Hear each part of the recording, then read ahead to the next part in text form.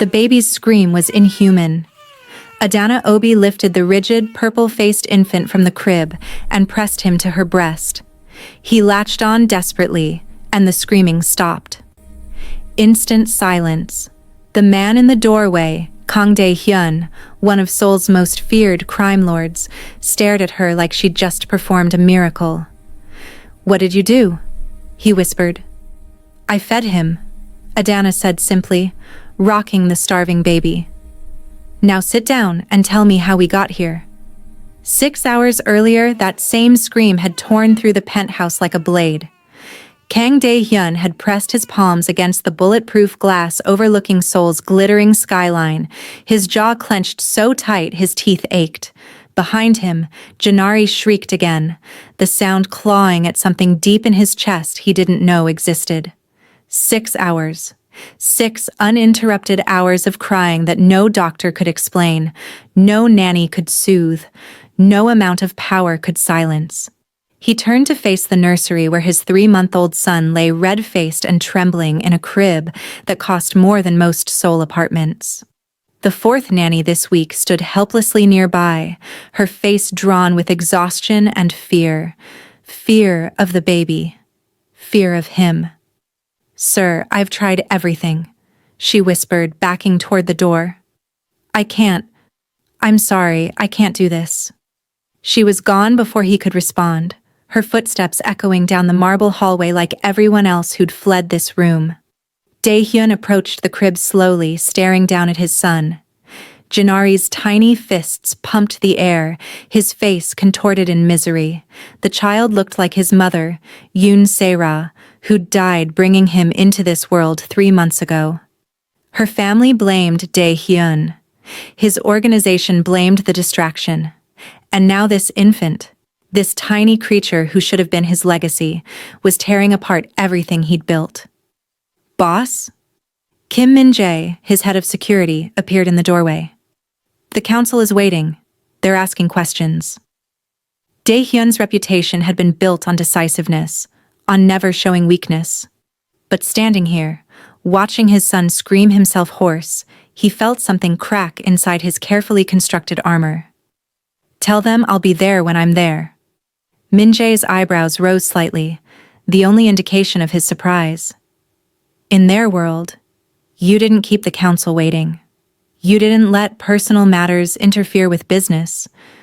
You certainly didn't let them see you fail at something as basic as caring for your own child." "Sir, they're talking. About succession, about whether you're still focused." There it was. The threat wrapped in concern. Dae-Hyun had eliminated men for less than whispered doubts about his leadership. But what could he do? Execute his entire inner circle because his infant son wouldn't stop crying? The absurdity of it might have been funny if it wasn't so devastating. "Get out," Dae-Hyun said quietly. When the door closed, he reached into the crib with hands that had broken bones and signed death warrants, and lifted Jinari against his chest. The baby's screams intensified, his small body rigid with distress.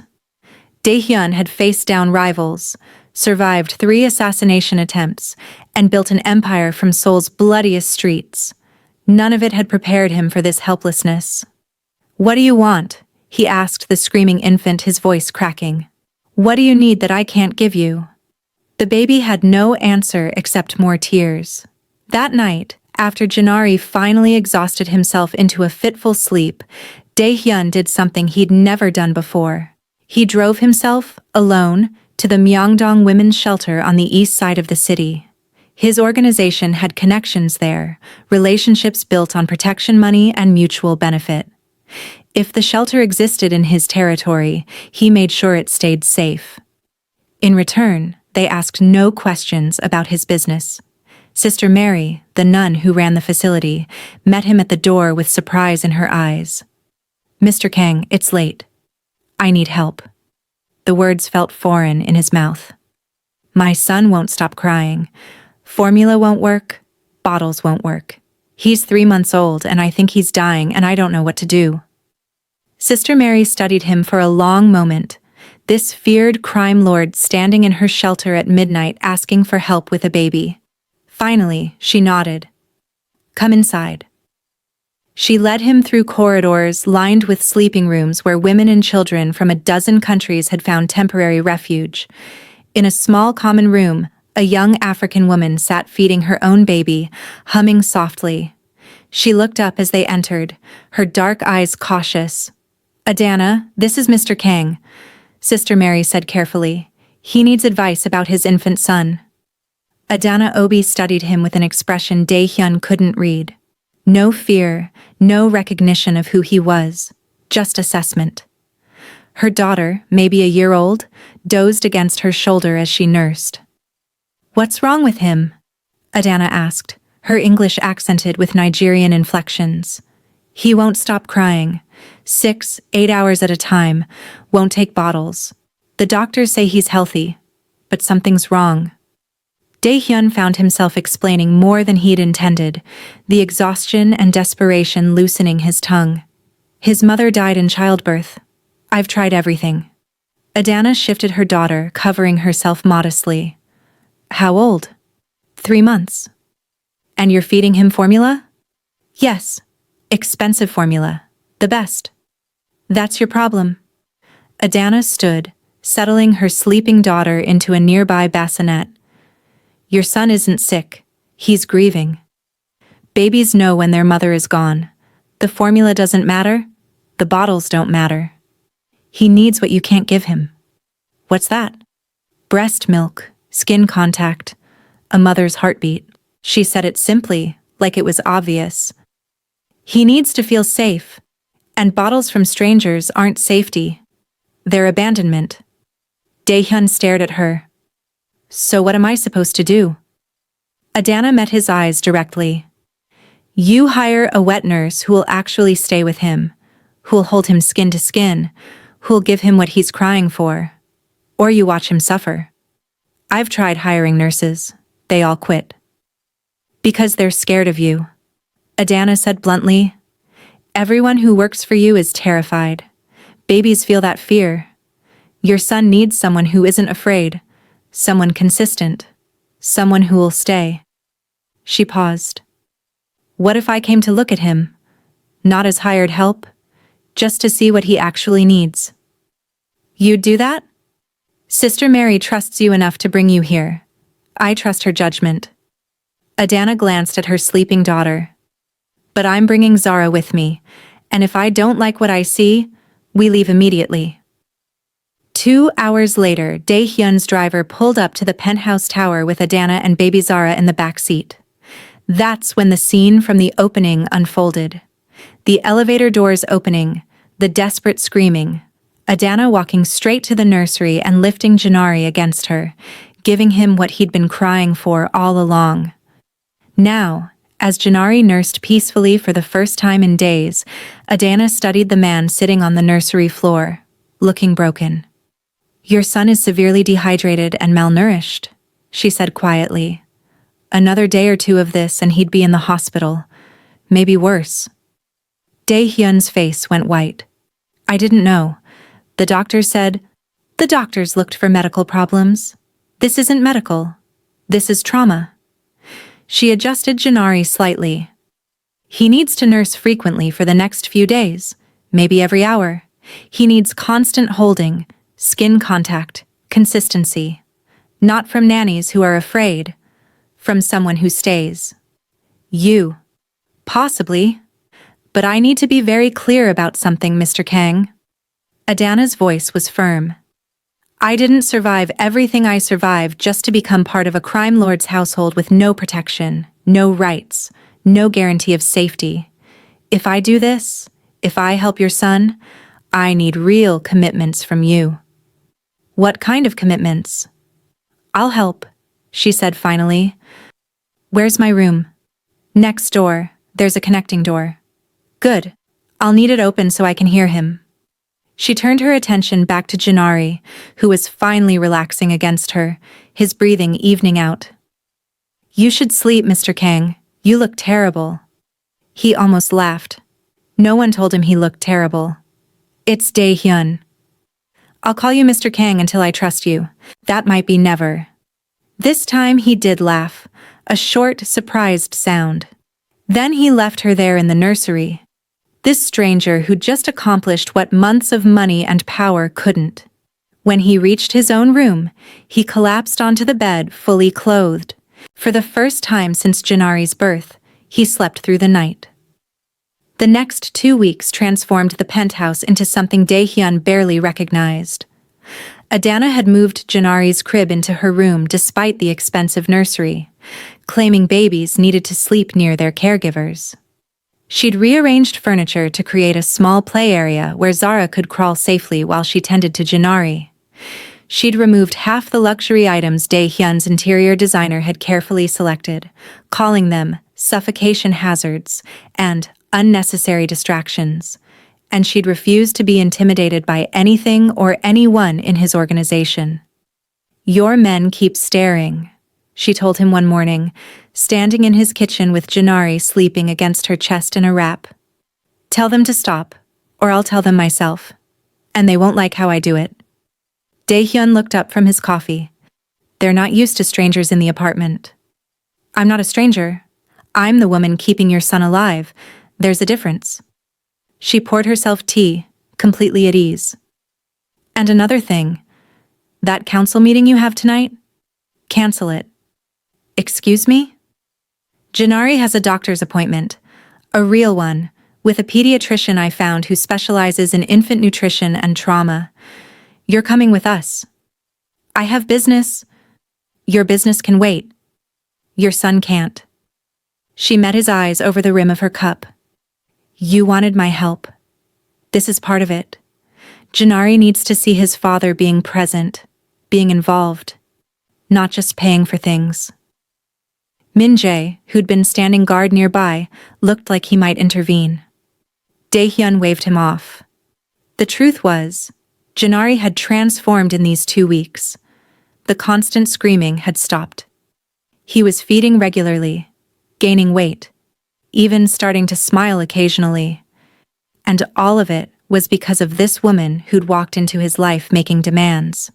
"Fine," he said. "I'll reschedule." The council meeting that night didn't take the news well. "You're rescheduling for a doctor's appointment?" Park Sung-min, one of his oldest lieutenants, leaned forward across the conference table. "Dae-Hyun, we need to discuss the Busan situation. It can't wait." "It waited this long. It can wait another day."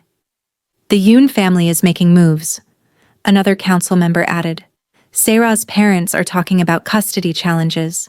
They're saying you're unfit, that the child should be raised by them." That got his attention. "On what grounds?" "On the grounds that you're running a criminal empire and have an African refugee living in your home." Park's voice was careful. "They're questioning your judgment, and honestly, so am I." Dae-Hyun felt the familiar cold anger settle over him. "My personal life is not your concern." "It is when it affects business."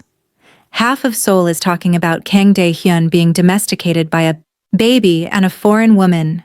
You're losing face. Losing credibility. Park spread his hands. "I'm saying this as a friend. Send the woman back to the shelter. Put the child in professional care and refocus on what matters. What matters is my son's well-being. What matters is maintaining power." Park shot back. "Sera's family is positioning this as you, being distracted and unstable. They want custody, and they have the legal resources to make it happen. You need to be strategic here, not emotional."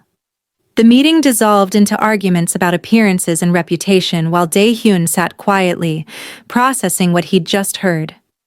The Yoons wanted to take Jinari. They had the social standing, the clean reputation, the family structure courts preferred. And he had exactly what Park said, a criminal organization and a refugee nurse. When he returned to the penthouse, he found Adana in the nursery with both children, reading them a story in what he assumed was Igbo, her native language. She looked up as he entered, immediately reading his expression. "What happened?" he told her. About the council, about Park's concerns, about the Yoon family's custody plans. Adana listened without interrupting, her hand absently stroking Jinari's back as he drowsed against her. "So what are you going to do?" she asked when he finished. "I don't know. They're right about one thing. I can't fight a custody battle with my current reputation. The courts won't give me custody over the Yoon family. They're respectable, wealthy, connected. And you're a crime lord with a complicated situation." Adana said it without judgment, but Jinari doesn't know about reputations or legal standing. He knows who makes him feel safe. Who's been here every night when he cries. That's not the Yoons. Courts don't care about that. Then make them care. She shifted Jinari in her arms. "You want to know what I think? I think you're afraid. Not of the Yoons, not of losing face with your counsel. You're afraid that you actually care about this baby more than your empire, and you don't know what to do with that." The observation stung because it was accurate. "You don't know anything about my empire." "I know enough. I know it's built on fear and violence. I know people are scared to speak honestly to you. I know you solve problems by making them disappear." She stood, settling the sleeping Jinari into his crib. "But you can't make this problem disappear. You can't intimidate a baby into loving you. And you can't threaten a court into giving you custody. So what do I do?" Adana turned to face him fully. "You change. Completely. You become the kind of man a court would trust with a child. The kind of man who deserves to be Jinari's father. I can't just stop being who I am. Then you'll lose him." She said it simply, like it was inevitable. "The Yoons will file their petition, the courts will see exactly what Park said they'll see, and Jinari will grow up with grandparents who'll teach him to hate you. Is that what you want? Of course not. Then prove it. Show the courts, show your counsel, show everyone that you're willing to change for your son." She moved toward the door, then paused. "There's another option." "What?" "Marry me." The suggestion was so unexpected that Dae-Hyun actually stepped back. "What?" "You heard me. Marry me." Adana spoke calmly like she was discussing dinner plans. "Courts prefer stable two-parent households. Right now you're a single father with a criminal record. If you're married to me, if we present as a stable family unit with Jinari thriving under our care, that changes the entire dynamic." "That's insane." "It's strategic. Your counsel thinks in terms of power moves, right?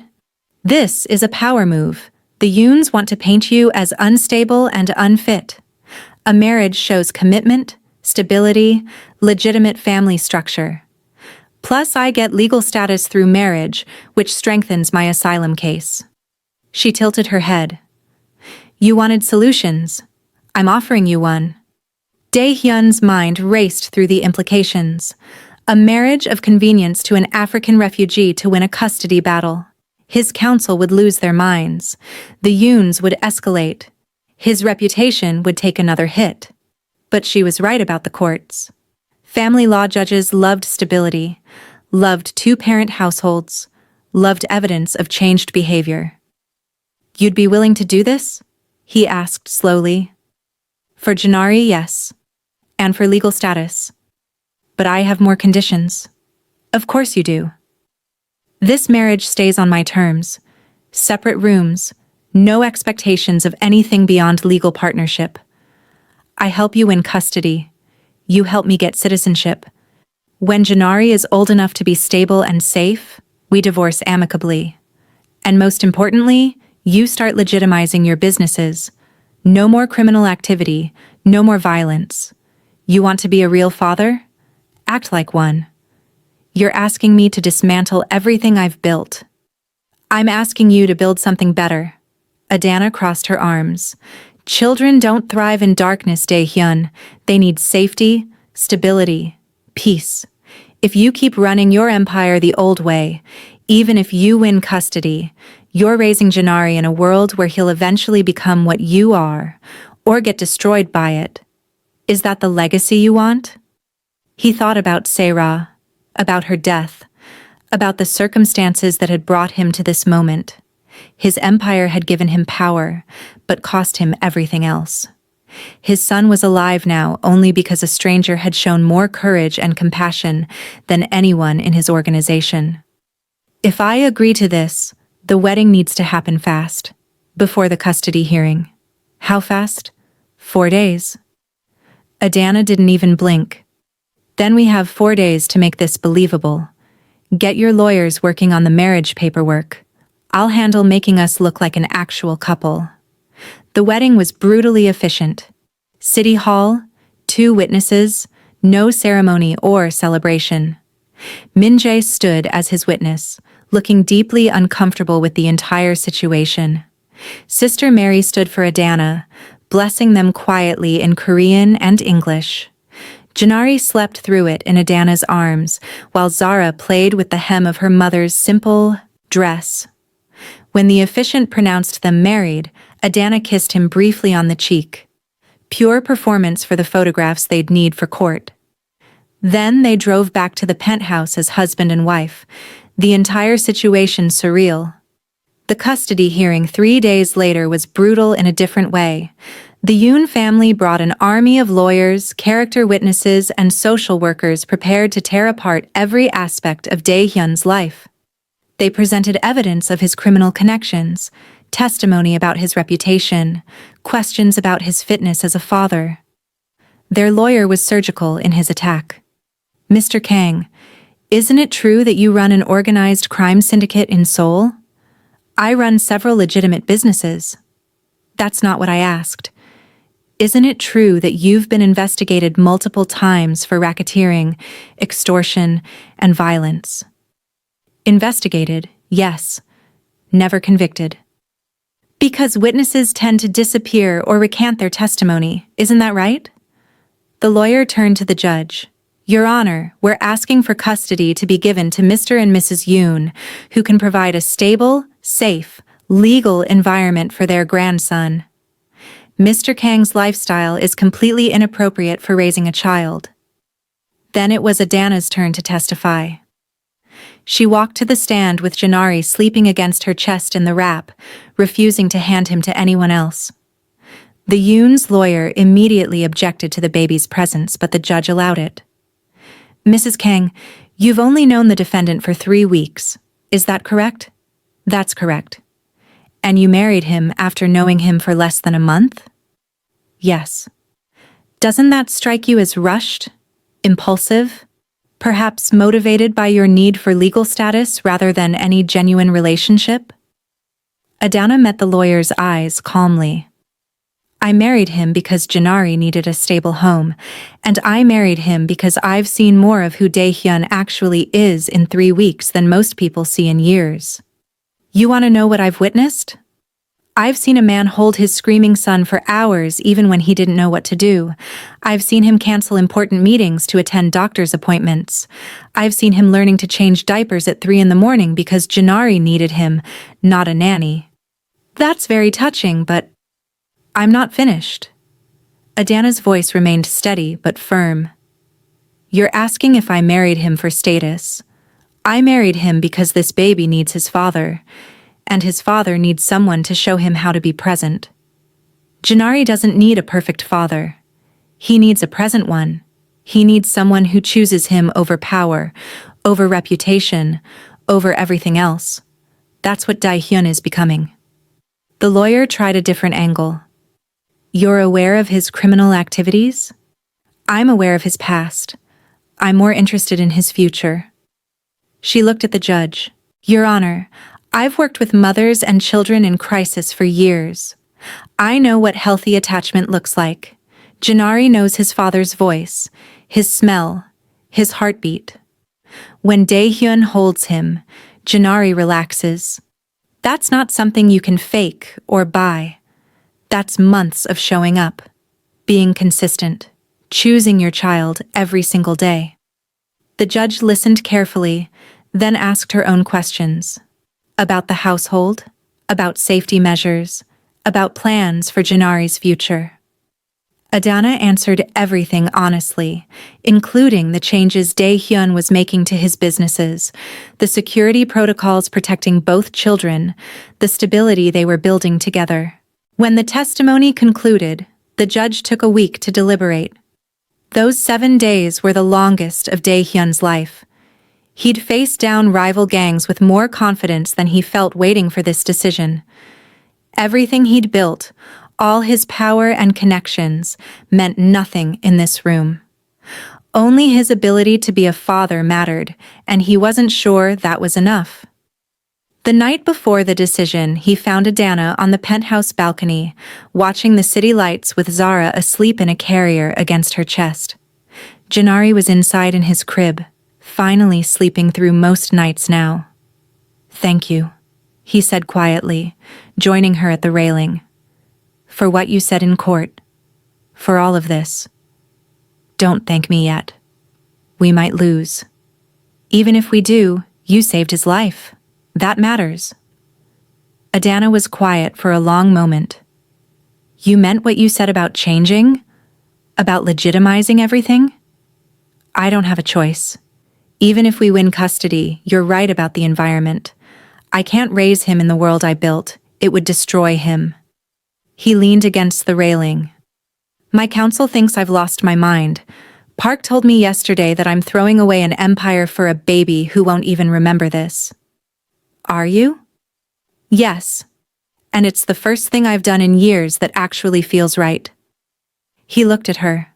"When this is over, when the custody is settled, you can leave like we agreed. But I want you to know that what you've done for Jinari, for me, I'll never forget it." "What if I don't want to leave?" The question hung in the cool night air between them. Dae-Hyun turned to look at her, but Adana was still watching the city, her expression unreadable. "This started as a transaction," she continued. "Help each other, solve our problems, move on. But somewhere in the last month, it became something else. Jinari calls me Iyama now. Zara looks for you when you come home. We're not pretending to be a family anymore. We are one. Adana, I'm not saying I love you. I'm not even saying I fully trust you yet."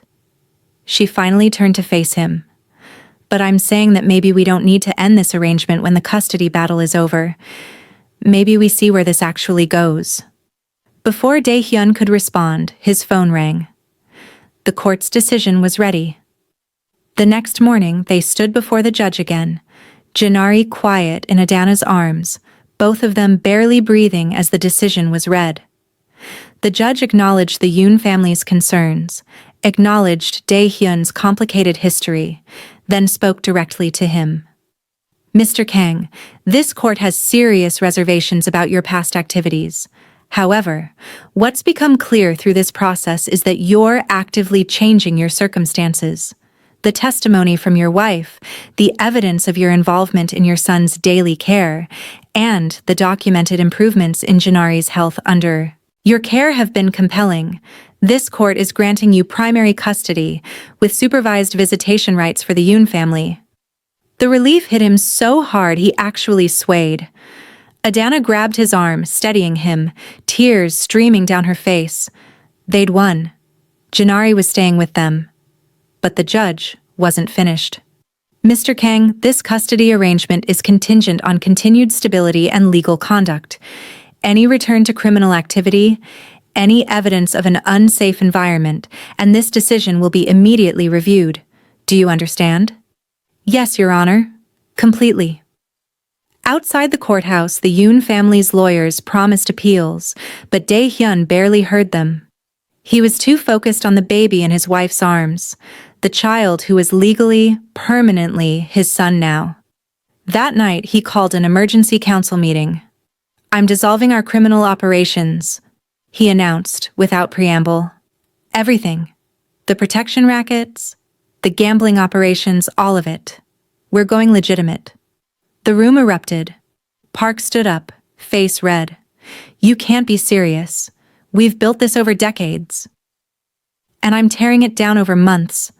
Anyone who wants out can leave now with generous severance. Anyone who wants to stay will help me transition everything to legal businesses, logistics, real estate, technology. We have the infrastructure and capital to make it work. This is because of her, Park spat. That woman has you completely. That woman is my wife, and she's the reason my son is alive. Dae-Hyun's voice went cold. She's also right about everything. We've built power on fear and violence, and it's time to build something better. If you can't accept that, there's the door. 3 council members left immediately. Park hesitated, then sat back down. If we're doing this, we do it carefully. Rushed transitions attract attention from law enforcement and rivals both. Agreed, I want plans on my desk by next week. Over the following year, Kang Dae-Hyun systematically dismantled his criminal empire and rebuilt it as something legitimate. The transition was brutal. Some rivals tried to seize the opportunity to expand into his territory. Law enforcement watched his every move, waiting for him to slip. His organization lost significant revenue initially. But gradually, it worked.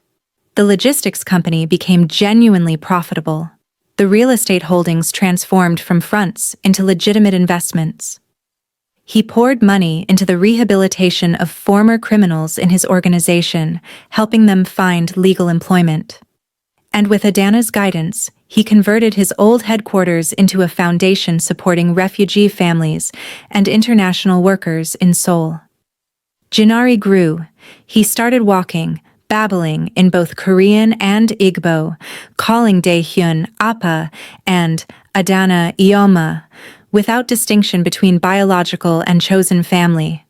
Zara thrived, her laughter filling the penthouse that had once been silent except for business dealings and threats.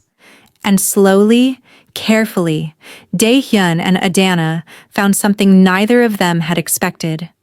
Actual partnership, actual trust, actual love. 2 years after that first desperate night in the shelter, they stood together at the opening ceremony of the Dae-Hyun and Adanna Family Foundation. The building that had once housed his criminal operations now served hundreds of families. Refugee mothers found resources and community. Children played in spaces that had been meeting rooms for violence. Dae-Hyun stepped to the microphone, Jinari on his hip, and their newborn son Min-sok sleeping in Adanna's arms. I once ruled Seoul through fear, he said quietly. I built an empire on power and violence and thought that made me strong.